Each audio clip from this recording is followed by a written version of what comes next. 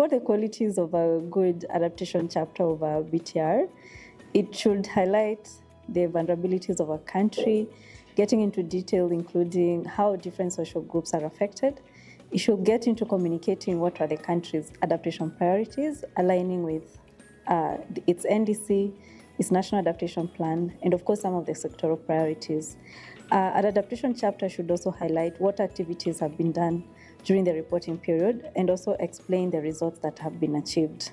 And most importantly for the results is to see how the chapter gets into the details of what were the immediate results, what were the intermediate results, and how we expect the implemented adaptation actions contribute to resilience building. So getting into the evaluation of how adaptation efforts are actually contributing to resilience and reducing vulnerability.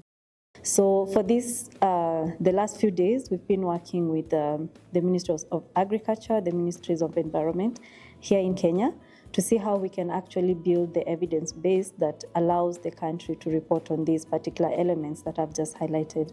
We've had a very productive exercise where we've looked into some of the indicators that can be used to track the targets that were committed within the NDC, that's Kenya's NDC 2.0.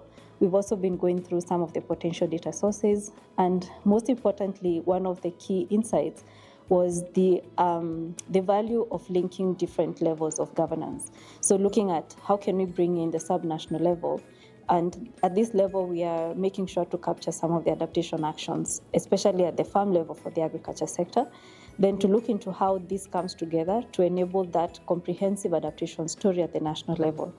And we were not stopping at that. We were also looking at how the adaptation reports that we're preparing also communicate along the global goal on adaptation. So we've also examined the 5 indicators of the agriculture target, and we've also mapped how some of the indicators have been prioritized. The corresponding data actually enables the reporting alongside the global goal on adaptation.